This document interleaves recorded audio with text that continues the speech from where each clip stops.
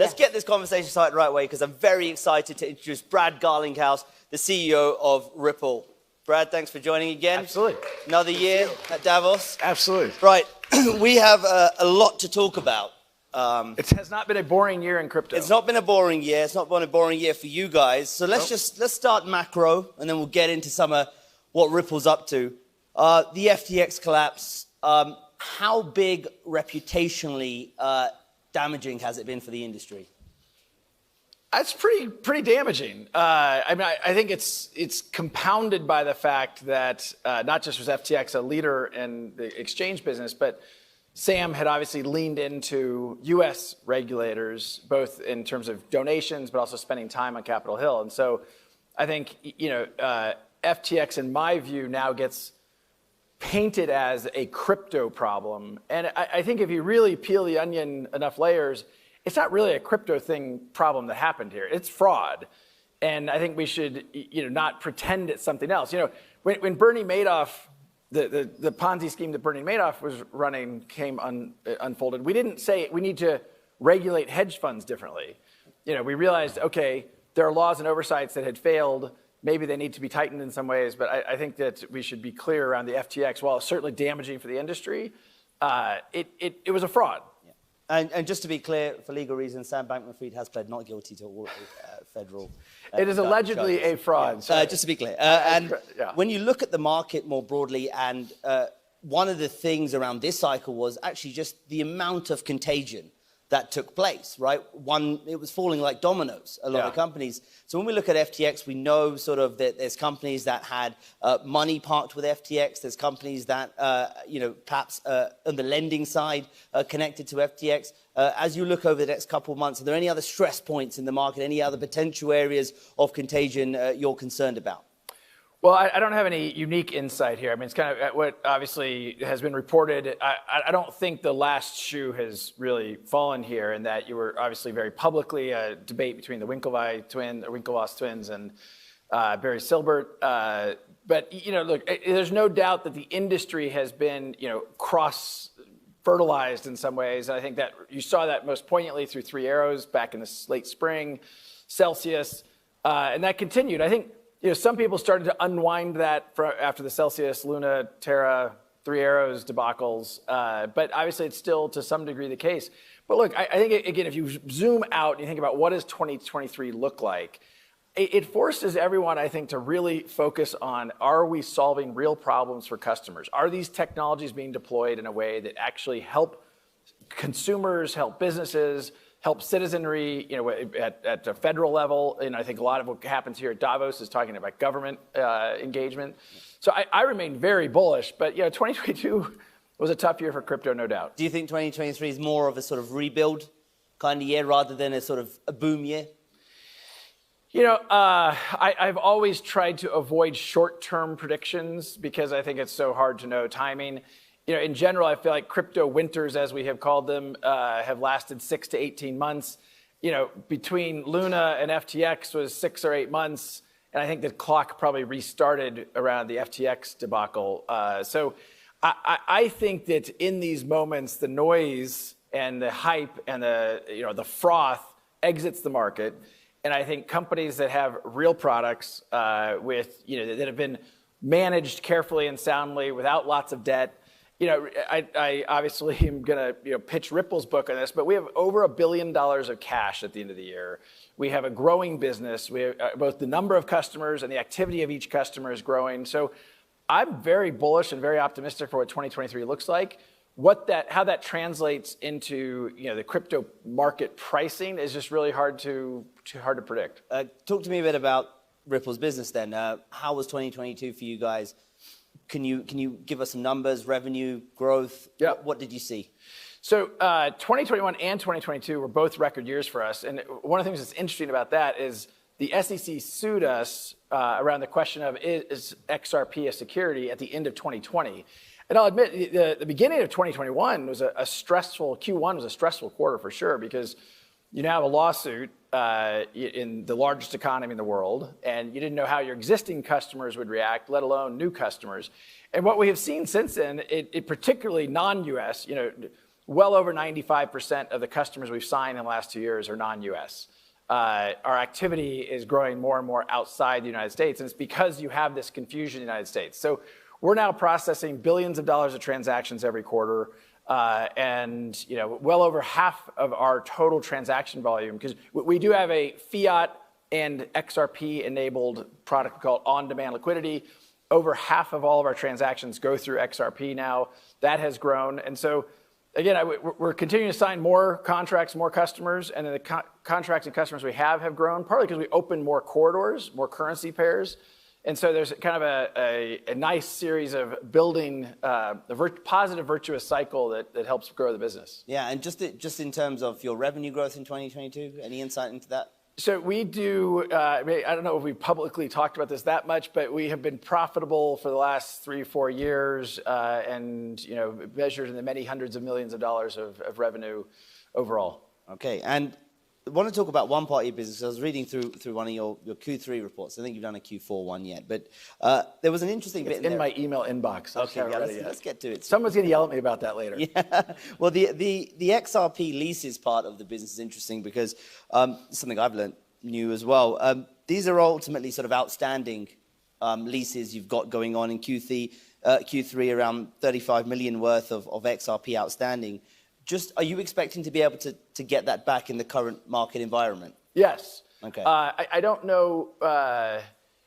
We did have some exposure to FTX. Yeah. I think we publicly shared before there's around just over $10 million of XRP we had leased to FTX that they used for various things on FTX. What we get back from that, I have no idea. The alleged fraud. We'll see how the bankruptcy stuff plays out.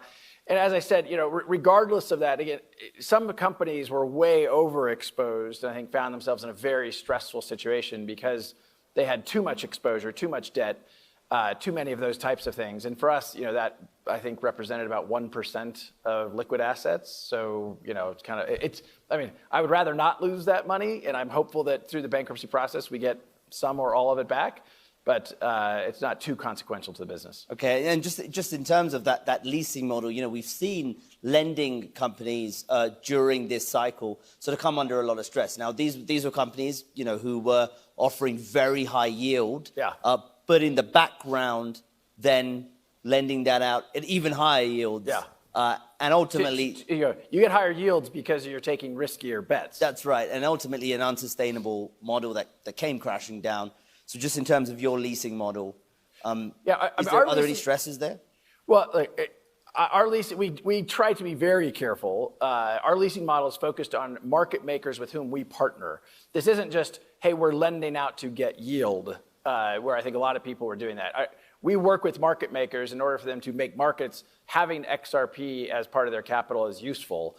And so, I think we do charge some interest rate against that. But again, you're talking about $35 million against a balance sheet between dollars and XRP that's 20 billion. I can't do the math on that. Maybe that's 15 bips.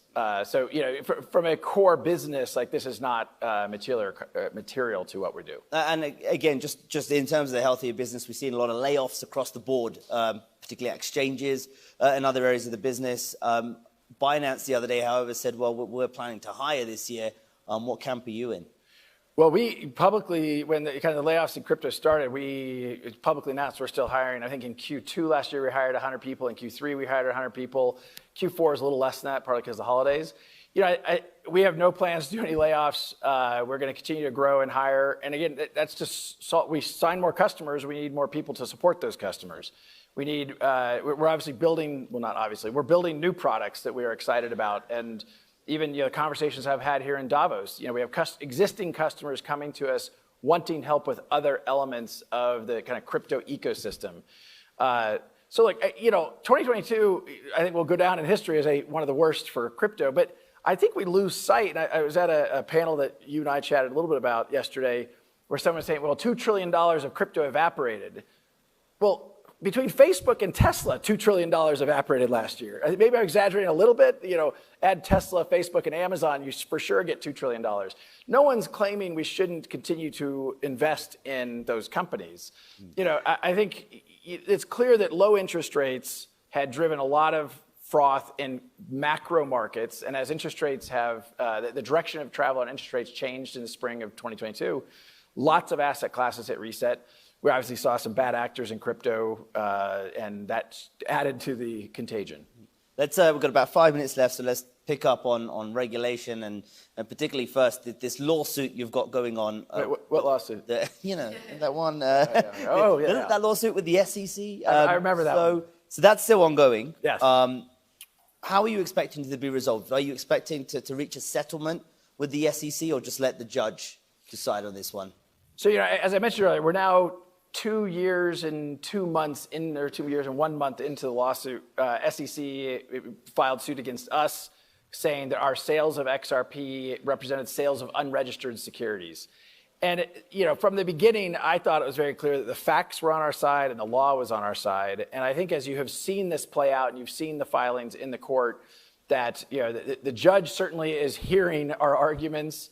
There's been, I think, the SEC's behavior, and some of it has been, I would say, embarrassing as a U.S. citizen. That just some of the things you've seen happen, you're like, you've got to be kidding. But look, it's now fully filed and fully briefed in front of the judge in the second district, and we expect a decision from the judge certainly in 2023. But you don't really have any control over when a judge makes their decisions, and I'm optimistic that sometime in the coming single-digit number of months we'll have closure there. To your question about settlement, I mean, the problem here is the SEC, and particularly Gary Gensler, has articulated a view that all crypto is a security. The only way that Ripple would settle, and I've said this at the very beginning, the only way we would settle is if there's clarity that XRP is not a security on a go-forward basis. So you have this conundrum where the SEC is saying all crypto is a security. We're saying there's only a settlement if we can say XRP is not a security on a go-forward basis. So the Venn diagram for settlement is, I think, zero. So I think we're going to end up letting the judge decide, and I'm very optimistic. And I think people here in this audience know, and here at Davos know, this case is very important to crypto, not just for Ripple. It's for the whole industry. And I think that the fight that we've been fighting really, in some ways, has been for the whole industry. And in terms of the SEC specifically, you've been critical of the way the US has approached regulation towards the industry. What exactly, are you concerned about, and why are you critical of the way the US is approached? Well, two things. One, something called regulation through enforcement is never a particularly efficient way to regulate, right?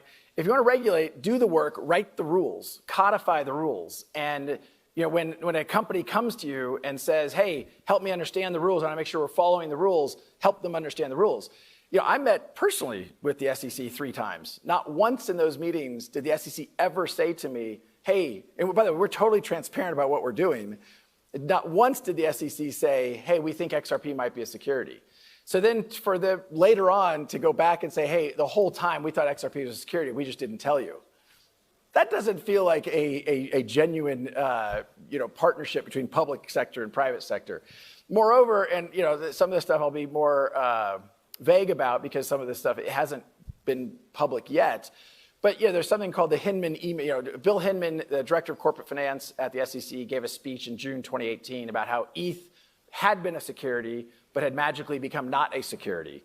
And there's some emails associated with that the judge turned over 6 times. We finally did get those emails. And I think when those come to light, I think you will see more kind of like, how is it possible the SEC decided to bring a case against Ripple, given what they were saying within their own walls? Yeah, and then if you look at the global regulatory landscape, where do you think is sort of on the right track? In the European Union, you've got this MiCA regulation coming in, which sort of specifically targets things like stable coins and exchanges. Is that a good first step? I mean, where do you see good regulation or good talk about regulation happening? So I think MiCA is a good first step. And I also, maybe not dodging your question, I'll get there. But I think one of the things that I have been struck by is how much the U.S. regulatory discussion has dominated some of the meetings I've been in here in Davos.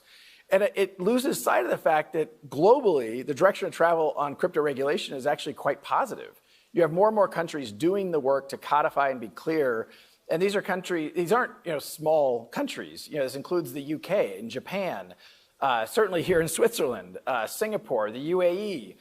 You're even seeing countries like South Africa start to do that work. And again, instead of regulation through enforcement. It's actually, hey, let's take the time, let's partner with private sector to write down and be clear about those rules. So leaving the US aside, I think it's actually quite positive. And yes, the US is the largest economy in the world, but there's a big economy out there. And again, Ripple has thrived over the last 2 years, and we basically haven't been able to sell into the United States market. So that's why you've seen a lot of traction outside of the US so far in the business. Right. Great, Brad. Thanks so much for taking all the questions and running us through all of those big topics. That was a whistle-stop tour along a lot of stuff, but appreciate your time. Brad Garlinghouse, the CEO of Ripple, everybody. Thanks, Arjun.